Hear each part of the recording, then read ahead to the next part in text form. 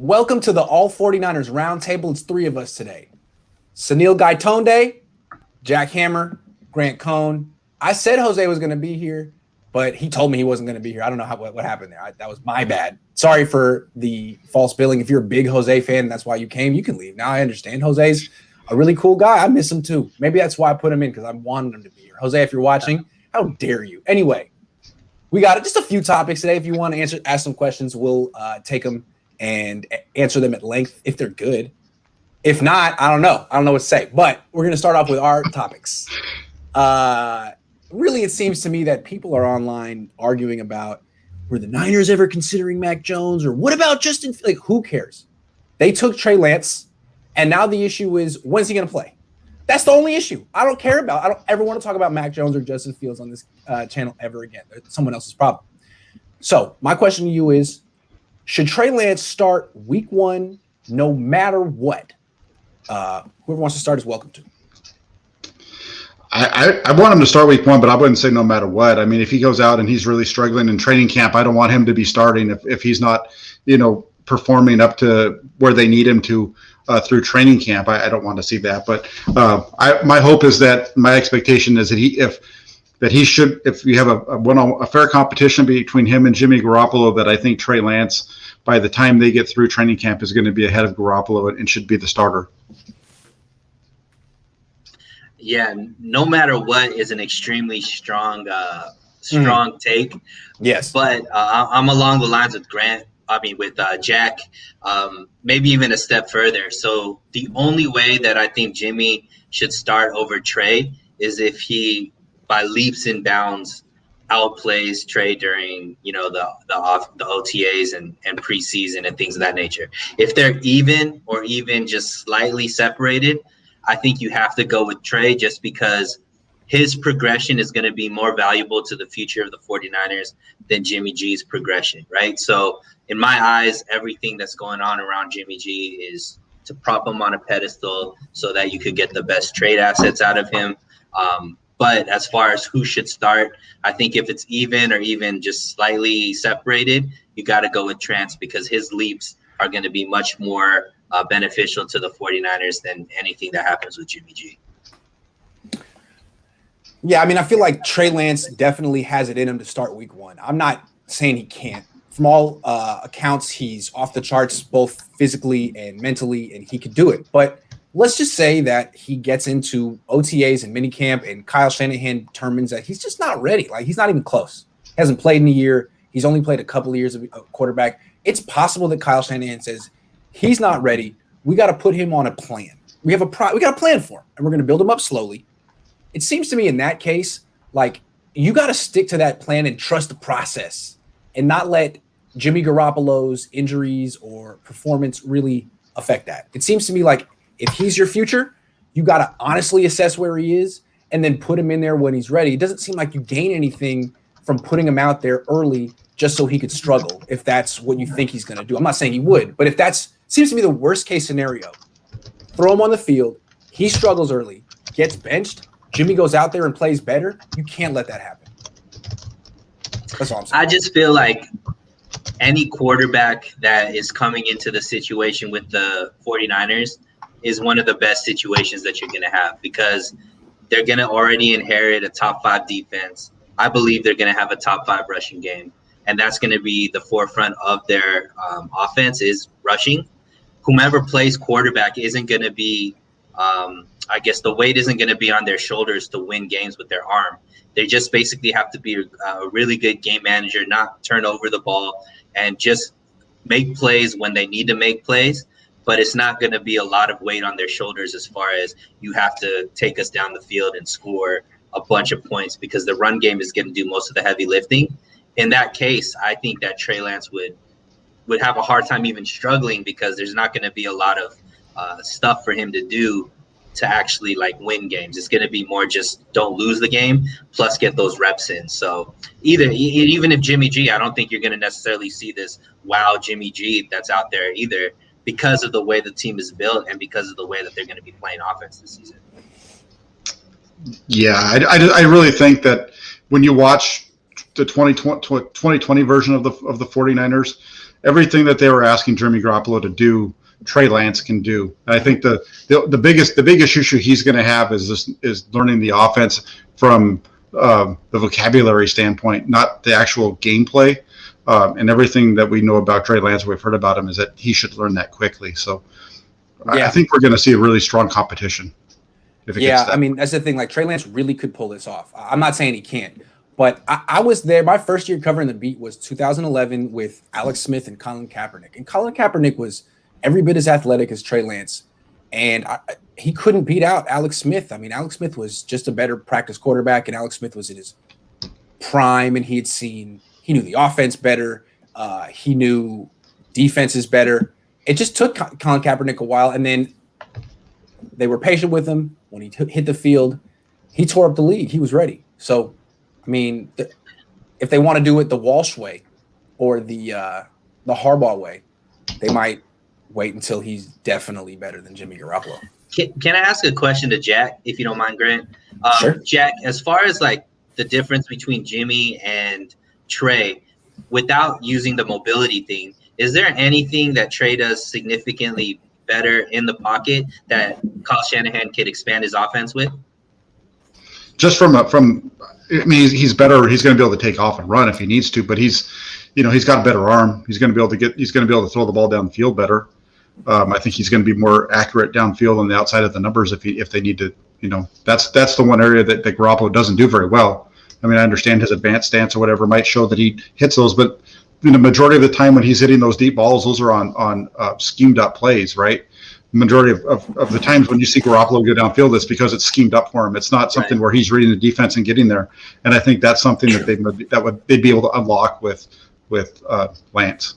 And that's the reason why I asked that question, is because I think that extra dynamic that Trey's going to bring is going to push Shanahan to maybe want to get him in as soon as possible, because that's going to be an extra amount of plays that they'd be able to run that they wouldn't be with Jimmy. And I think that's kind of what Kyle wants to start doing. Yeah, okay. I just think if they go ahead, we'll move on. Go ahead. Oh, no, I was just going to say if they get to the end of the preseason and these guys are even, Lance should be the starter. Okay. I mean, that's Jed York came out recently and said that it's conceivable that Trey Lance could sit for 2 years, as in not start until 2023. Do you buy or sell that? Like, is there any world where Trey Lance sits for 2 years? I don't understand why that anybody would buy that, because for me, and this is something that we discussed pre-draft, is the move that was made was very specific to ending, like the draft picks were the ones that they could give up that lasted to the end of their contract. So basically it's live or die with whomever they pick. So if you're sitting a guy for 2 years, you're really giving yourself like 1 year to prove that you made the right pick before they have to decide maybe if you're still the quarterback of the team or the coach of the team or whatnot. So I don't really think that sounds legitimate. I really think it's just more about this, make Jimmy feel comfortable, make him seem like he is a guy that could lead your team so that, we could trade him when the time comes. Yeah, I'm selling this. I don't think there's any way that he would be the starter. They'd want him to be the starter in 2 years. You don't make this kind of a move if you're expecting the guy that is your incumbent to be your starter for the next 2 years. I don't see a team doing that. I think this move is the Jed York. It's all part of – there's been some really interesting things going on around the 49ers for the last couple of weeks. If you date back, all this whole offseason, it's all been about Garoppolo. We expect Garoppolo to be part of our offense moving forward. And then you have the pre-draft press conference, and you have Kyle Shanahan coming out and basically making it very clear that Jimmy Garoppolo doesn't seem to be in their plans. And then, that doesn't go over very well. They draft Trey Lance, and one of the things in the Trey Lance press conference after they picked him, you have Kyle Shanahan coming on and kind of trying to make it like he was just throwing out a joke, that kind of thing. And everybody kind of lets it go until yesterday, and you see Trey Lance or you see Jimmy Garoppolo. What's he doing? He's out on this press tour, hitting all these different radio stations and talking to people. trying to sell himself as a team first guy. And now you've got this thing coming here from Jed York. I really think there's a lot of talk about smoke screens during the draft. I think we're seeing the smoke screen right now with what's going to be happening. Oh, yeah, that's fair. I guess this is how I read it. It's like, yeah, they want him on the field as quickly as possible, and it's possible that he'll be ready week one because he's that great. But he technically is their first round pick, not only next year but in 2023. So they can't ruin him before then. They can't ruin his confidence. They can't get him. I mean, he needs to be ready to go if he's playing. Like I think of him almost as like in the minor leagues right now. Yeah, he was their first round pick, but they're gonna go be as cautious with him as a baseball team would be with their number one pick ace. Like, okay, yes, fine. Like when you show you're ready, we will put you to AA. When you show we're ready, we'll bring you to AAA. But he's got. I don't think they're just gonna throw him in to the majors just cause. Right away. I think he'll have to show some things, and maybe he will. I mean, he could tear it up in preseason. He could be great. But if he's not, and Jimmy Garoppolo like is really good, I mean, say the injuries with Jimmy Garoppolo were just a fluke, and he comes back and plays really well, and when he's healthy, his quarterback rating's like in 100. It's going to be hard for a 20 or 21-year-old rookie to beat that. And I don't think the Niners are necessarily going to take a step back in the short term at quarterback for the long term. I mean, they have an old team that thinks they're Super Bowl contenders and really likes Jimmy Garoppolo. If Jimmy plays well, it could make it hard on Trey. That's what I'm saying. You guys don't seem moved on that. No, I agree with you. I was timing out. My bad. Go ahead. I'm sorry. My bad. Sorry. Go ahead. Yeah. No, I agree with you. I think there's all kinds of bad things that could be happening here.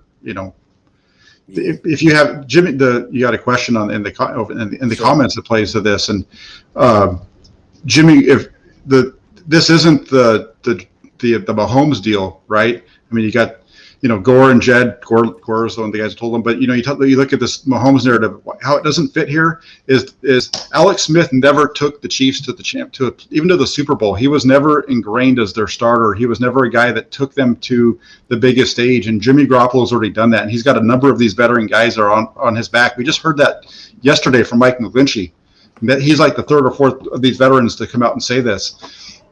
It's a terrible situation to be putting Trey Lance in if you have all the success with Jimmy Garoppolo with him sitting on the bench. It's just really bad when it comes to the locker room. Yeah.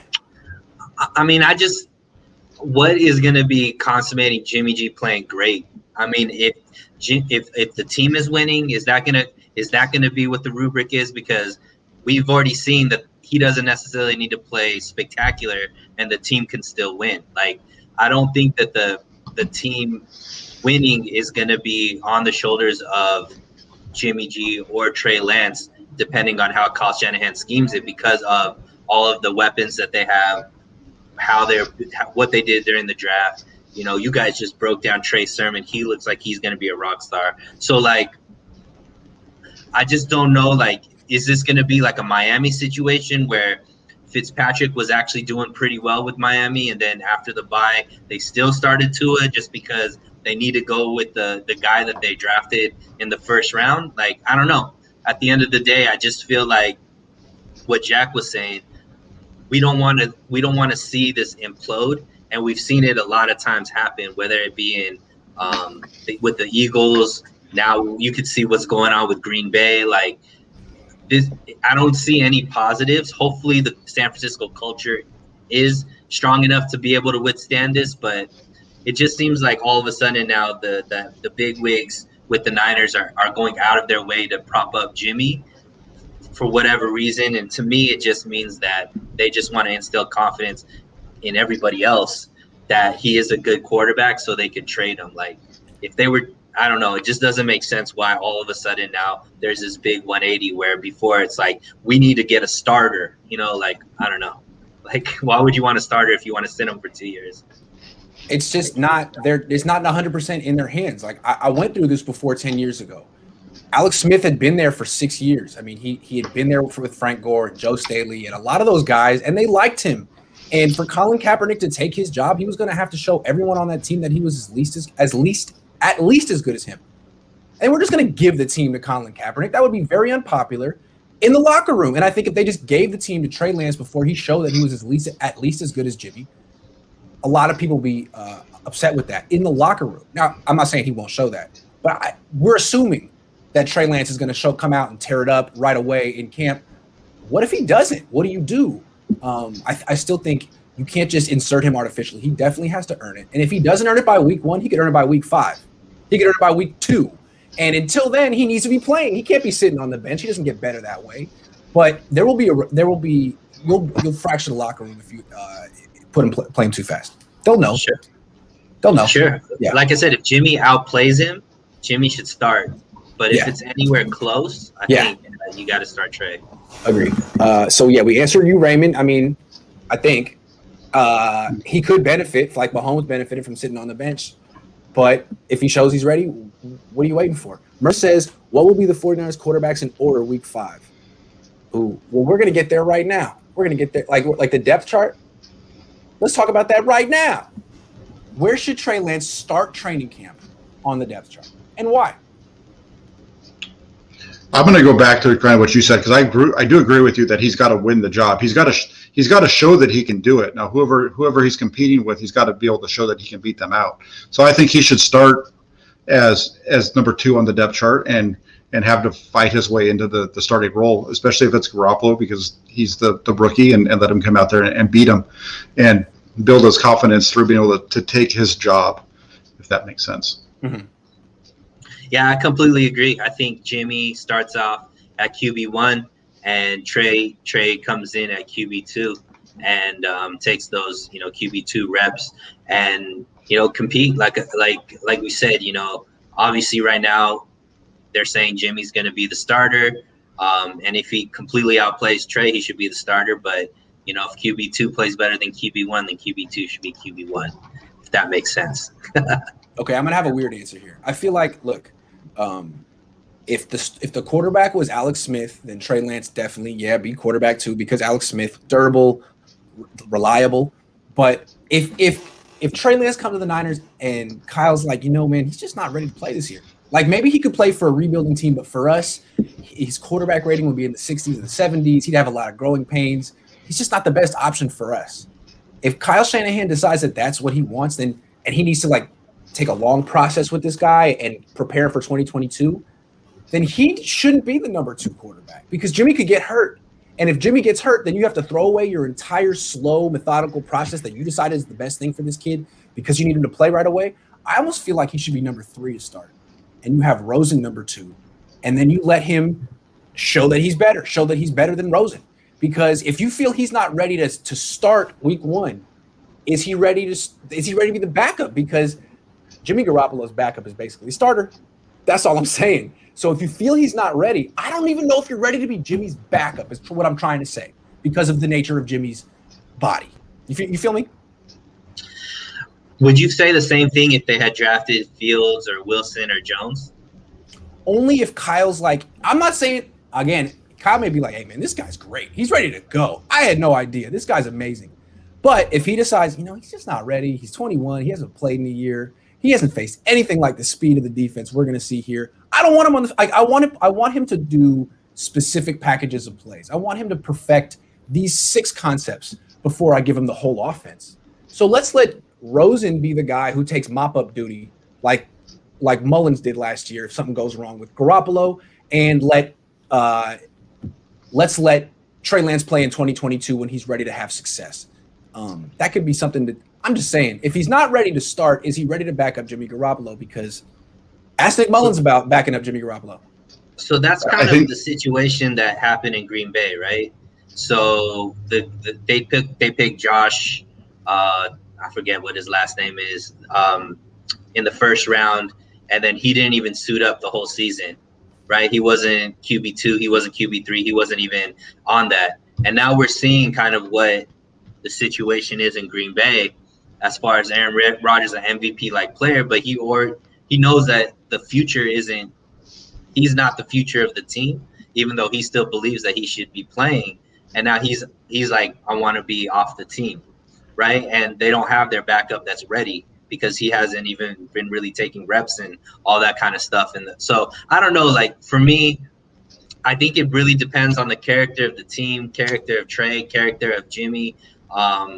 But But at the end of the day, like, we want this guy to play. Hopefully you took him thinking that he was going to be able to start sooner than later, because, you know, it's just not normal now sitting for 2-3 years and then starting, because I don't know, maybe Kyle feels like he has that security, and maybe Jed saying that, it's saying, hey, Kyle, you have that security, you could sit him for 2 years. That's what I'm saying. And, you know, you're still going to be the coach regardless of what happens when he starts. Right. Maybe that's what this all is about, but I think it might be. I think it might be. If that's the Especially situation, if it's true that it wasn't Kyle's first choice and Kyle had to be persuaded, he could be like, all right, fine. I like Trey Lance too, but you better give me 3 years with this kid. Don't tell me he's ready. Let me decide that. Yeah, I think if I'm sorry, go. I think if Lance isn't your backup quarterback, then your pick was a mistake, especially at this point, because we're not talking about Jordan Love, who was taken number 26 by the Packers. We're talking about a guy that you traded 2 first-round picks to take number 3, and if you can't trust him to be your backup, what are you doing? I mean, that's my opinion. That's fair. I just feel like it's a special case because it's Jimmy. You know, I mean, if you decide, like, look, we like this guy, he's just not ready this year, and we'd like him to be our backup. Well, if you're Jimmy's backup, that you're one play away from. I mean, you're always one play away from being a starter. But with Jimmy, it's almost like, dude, you're going to be a starter in like 3 weeks. You better get ready. So I'm just saying, I mean, if they decide he's not ready, and I think what basically you guys are saying is like, well, he has to be ready. They traded up for him. He has to be ready. If he ain't, though, what do they do? I mean, I feel like at least Rosen gives them this buffer where they're like, we don't have to throw him out there early and let him fail if that's what we think he's going to do. We can let Rosen go out there, and then we can bring in Lance when he's ready. Because to me, if they decide that he's going to be ready at X date, you don't rush that. Why do you rush that? He's 21.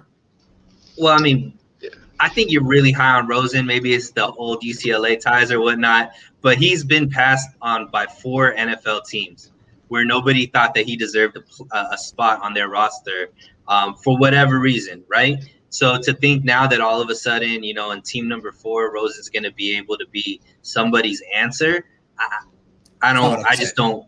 Not what I said. But I mean, if he's coming in, like if Jimmy G goes, do you feel like Rosen's gonna be better than Mullins and CJ Beathard and all that? I mean, we've already seen what backup quarterbacks have done to this team if Jimmy gets injured. I just think we got to have our guy there ready to come in and do what they need to do. So yeah, I don't know.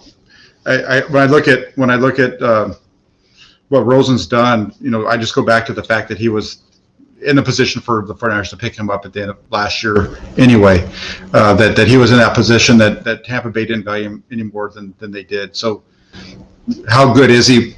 Is he going to be better than what the 49ers had last year? We don't know.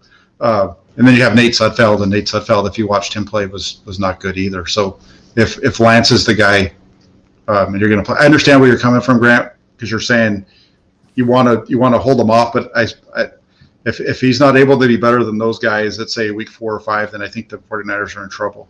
I really do, especially when you watch. Compare that situation to the guys that were taken last year. Herbert, for example, was taken around 3, 5, whatever it was, right? And he got his start in week 2, and he had a heck of a season. So if and even somebody not as good as Herbert with like Jalen Hurts with the Eagles, he came in and he was like even, playing all right, not great, but like still good enough to make the team pop a little bit more. So I think these guys are ready to go sooner than. But that's what I keep hearing you guys say is, look, he has to play early on, and if he doesn't play well early on, the Niners are in trouble. Like, well, there's a very significant possibility that he won't play well early on.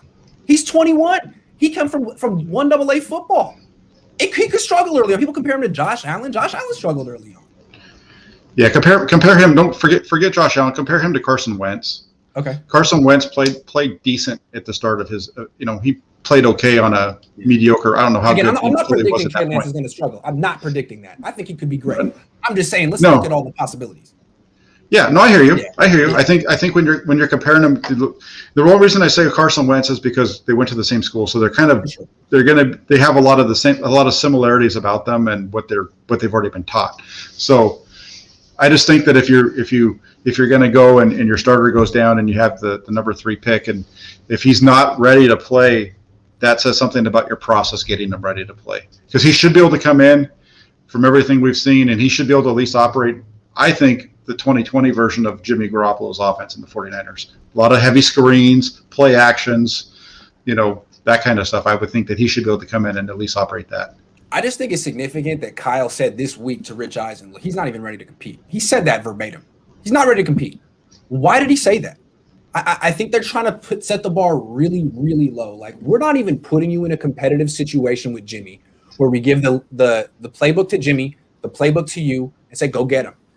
I think that what they're going to do is, let's teach you first, man. Let's give you a pack. Let's give you 6 plays. Let you master those. Let's give you 6 more. Let you master those. And if he just devours them, then he'll put himself in a position to compete. But if not, they'll go really slow with it. That's all I'm saying.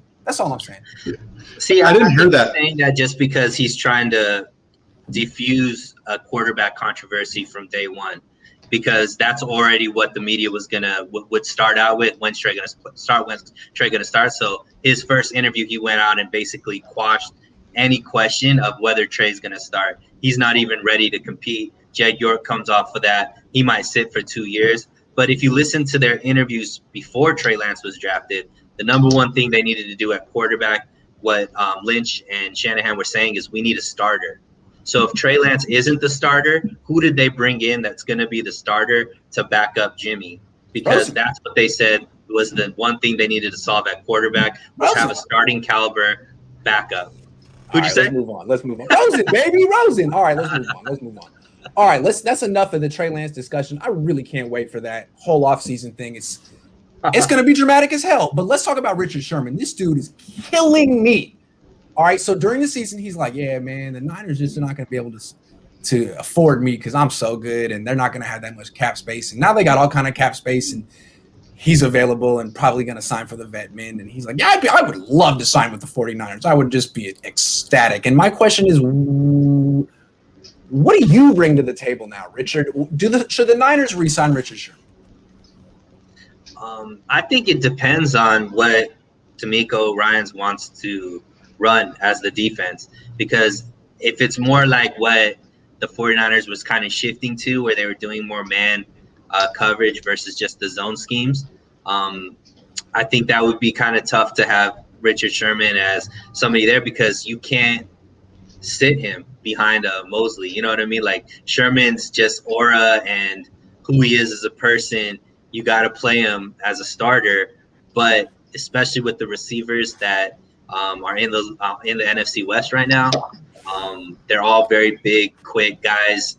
And Sherman has already shown that he's not as fast as he used to be able to play man. So maybe if he's willing to shift to maybe a safety, I think there has to be a lot of conversations with Richard as far as understanding what his role is going to be on the team, because I don't think he's just going to come in and be, CB1 or CB2. Like, I think as long as that conversation's had, he has a wealth of knowledge, and I think he'd be great mentoring these young corners that they just drafted as well. Yeah, I would say no. If they want to sign him to come and be an assistant coach, that's one thing. But as a player, no. We watched him last year. Their 49ers defense was better without Sherman on the field. So thank you. No, let's just go ahead and thank you. But no, thank you, Richard. I love when people say, like, he could mentor the young ones. All right, yeah, sign him as a coach. Give him $80,000 a year and let him be a assistant DB coach. Nah, man. I mean, I don't see any scheme where you can have a corner who runs a 4.8 or what. Richard, if you run faster than a 4.8, time it, show it, because it looks like a 4.8 to me. Now, Eric Davis, who I think is brilliant, and he played DB, insists that Richard Sherman could play free safety the way that Merton Hanks did. Great. I think Richard Sherman should give it a shot somewhere else, not here. So thank you, Richard, for all that you did. And now it's time for you to take that elsewhere. I just think it's funny hearing him talk. Like, I don't hold it against him. He's his own agent, and he has to do stuff like this. So he's creating a market for himself through his media connections, and I'm not going to buy it. Yeah. And then you look at the guys the 49ers have brought in, the two rookies they just drafted, and that does not tell you that they're going to be a zone heavy scheme. No, they used to draft corners who were 6'3", and now it's 6 foot and below, pretty much. Mm-hmm. So, all right, take a couple of questions real quick. Sal says, Grant, who is your favorite running back? Also, what do you think the record is going to be? I love Raheem Mostert. He's my favorite player of all time. But I also like Trey Sherman. Jack and I were breaking him down yesterday. Check that out. He's better than I realized, and I liked him watching the TV copy. But when you see him from the end zone, he's fantastic. Record, I think they can win 11 games with Jimmy. I think they can win 11 games with Rosen. They probably win 11 games with Lance. Let's see what they have a hell of a team. As Suneil pointed out, though, they got to do something about special teams. That's a problem on a previous stream. But anyway, I think they're really good team. What do you guys think?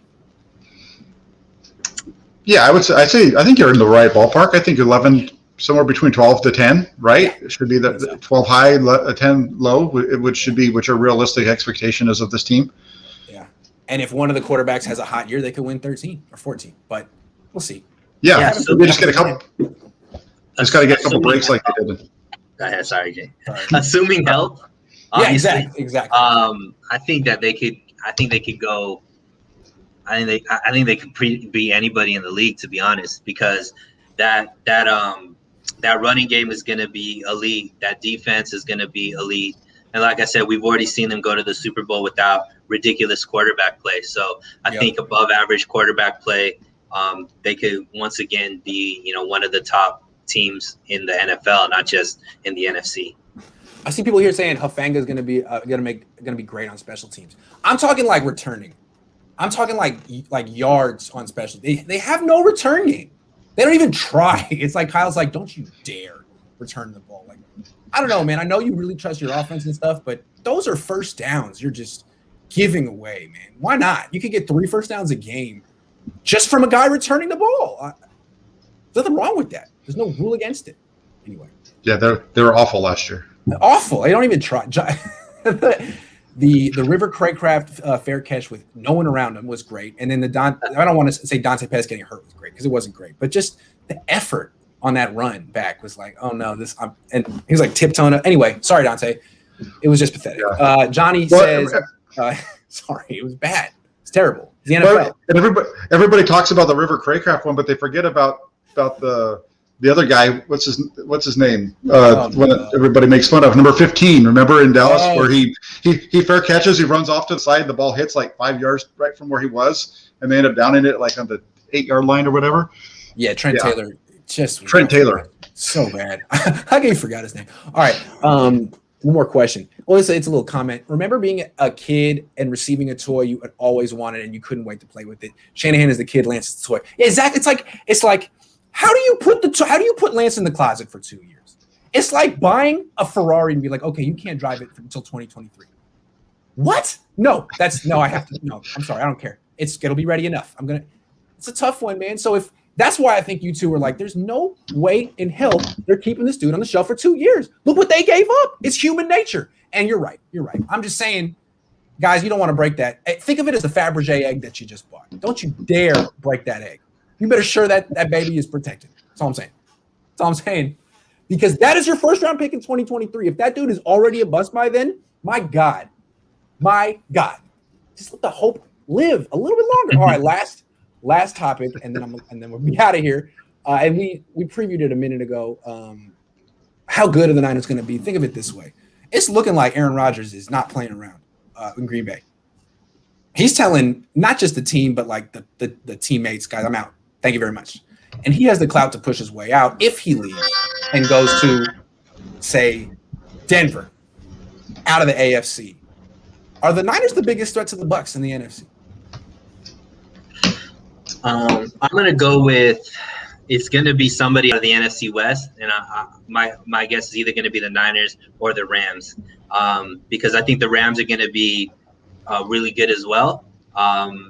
But yeah, I think the biggest challenge, like Bucs, I think are going to be the clear favorites just because they're bringing everybody back. They're already the Super Bowl champs. But the toughest thing to do is go back to back in Super Bowls, right? So there may be Super Bowl hangovers, things like that. But I think the Niners and the Rams are going to be the two biggest challenges for the Bucs, and the two that are like really competing to get, into the Super Bowl out of the NFC, especially if Rodgers isn't there. Yeah, if the 49ers can win the NFC West, I think they definitely are, because I think you look at, the 49ers have always done a good job against Aaron Rodgers in Green Bay when they've had their team available to them, unlike this year when everybody was out with COVID. But I don't think you're going to see the Packers be very good. I think you're going to see the Saints take a step back. Mm-hmm. I really don't see anybody else in the NFC. I think it's going to be whoever wins the NFC West is going to be their biggest challenger. And the reason I say they've got to win the NFC West is because they get the first home game in the playoffs. Agree. So let's go through the NFC West real quick. Arizona, very young, promising quarterback. Although Kyler Murray, I don't know. The more I watched the film of him, the more I felt like he's just an amazing athlete who has no idea what he's looking at and holds the ball a long time and finds big plays, which is great. But I don't know. I mean, I guess Russell Wilson does a lot of that too. But I don't like his coach. I don't really believe in that team. I mean, 9 wins. They have weapons. Yeah, they do. They do. They have weapons. So. Am I selling them short? I don't know. I mean, they have a lot on offense. Obviously, I think they have one of the best receivers in the league right now. And when you have that, and then they picked up, AJ Green, is that it? Yeah, from the Bengals, who, if he has anything left in him, that could be a dangerous offense. But yeah, I would rank them lower. I think lower than the Niners. And then you got Seattle, where I feel like they have major problems. I mean, Russell Wilson's not as quick as he used to be, and their offensive line still stinks. And they seem like a team that's kind of slowly getting worse. And then you got the Rams, who a lot of people seem to like. Are you sold on the Rams? I mean, Matthew Stafford is the most overrated quarterback of the last 10 years. And I don't know. I mean, the Niners handled them, been handling them. Are they really better than the Niners, the Rams? I don't know. I mean, I think Cam Akers is coming on. Sorry, go ahead, Jed. Well, I was going to say, I think let's look at them. I think Seattle's one of those teams where I think the Niners can probably split with them, mm-hmm. or maybe even win both those. But the problem with Seattle is they just seem to win. They always put themselves in position, right? They just find a way to get 10 somehow. Yeah, 10 wins. And I think with Los Angeles, I think you're going to see how many times was Jared Goff just bad, and there's guys running wide open, and there's just the ball doesn't get there because the quarterback's not good. So I think it's going to be tough. I think the Rams are going to be better than they've been. I think Seattle just kind of is always there in the mix, and they've done some really good things. Seattle defense, I think, with Witherspoon, and I know Niner fans might not like that, but I think he's moving to a team where they're going to get the most out of his ability. I think we're looking at those as the two teams they're going to have to go through, and I think it's going to be very similar to 2019. It's going to come down to the end of the season with those two. And who's to say the Bucs won't fall off? It's kind of an old team on offense. They have a lot of young talent on defense, but what if Rob Gronkowski's done? What if Brady finally falls off at 40? He's going to fall off eventually, right? Eventually he will. I don't know. Yeah. I'm guessing eventually he will. This could be the year. Avocado ice cream. Makes you happy forever. He did have a cannon last year. It's not like Peyton Manning at the end. I mean, he was really throwing it well last year. Right. Yeah. They just got hot, though, too, right? They got hot. Yeah, they did. And at the end of the season, and I understand the Aaron Rodgers thing, but Aaron Rodgers he's not clutch. He's not your clutch guy, right? I mean, and you start knocking him around a little bit, and he becomes a different quarterback. And I think we saw that in the championship game to an extent. I have a hot take. Brett Favre was more clutch than Aaron Rodgers. I'm a big Aaron Rodgers fan, so I like Aaron Rodgers, but there was something to be said about Brett Favre back in his day. That's more likely to. Rodgers was more efficient, probably better, but I like Brett Favre. I don't know. It's weird because Favre was one of those guys. He was really good in the beginning, and then they just never really ever got back there.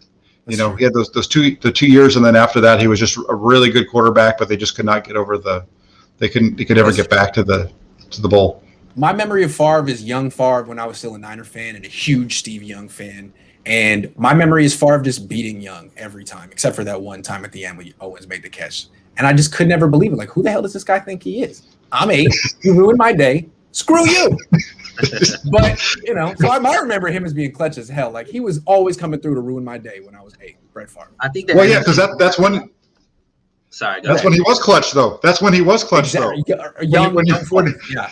Yes. Holmgren Favre, not whoever the hell was his coach after that. What were you saying, Suneil?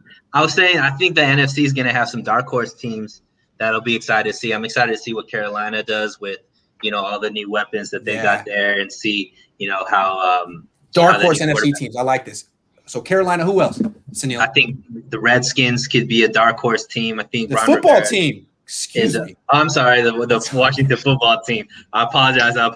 But I think Ron Rivera is an amazing coach. They got some weapons over there. If it's Ryan Fitzmagic, you're gonna have a gunslinger over there. So that's a team. I got one more. Super sleeper. I don't know if they have a defense. Atlanta, Kyle Pitts, Julio Jones, Matt Ryan. I don't know. I like it. Atlanta was a team that should have won a lot of games last year. Atlanta. And I think Atlanta was a team that blew it. Yeah. The Giants did a lot on offense. They have, some weapons over there. I think they're well coached. I don't believe in Daniel Jones. But I don't know about their quarterback yet. Yeah. And then Dallas, obviously, with Dak coming back, you never know. So good call. That's a good one. All right, guys. Well, that was a pretty good show. Thanks a lot. Really had a good time. I'll be back around 7 o'clock with Jesse Naylor. We would have had a longer show, but Jose wasn't here. Usually Jose has really long answers. And I like that about him because he just gets warmed up. But he's gone, so that's like 15 minutes that we would have had. Jose, you let us down today, man, but we're going to let it slide. See you next time. Thanks, Suneil. Thanks, Jack. Thank you, everyone. Thank you. See you later.